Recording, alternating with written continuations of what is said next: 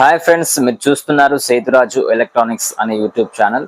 Friends, ఈరోజు మీకు ఈ యొక్క టేబుల్ ఫ్యాన్ను ఏ విధంగా రిపేర్ చేసుకోవాలి అనే విషయాన్ని మీకు తెలియజేస్తాను. అలాగే ఈ యొక్క టేబుల్ ఫ్యాన్ కావాల్సినటువంటి స్పేర్ పార్ట్స్ ఏ విధంగా ఉంటాయి అనే విషయాన్ని మీకు తెలియజేస్తాను. ఓకేనా?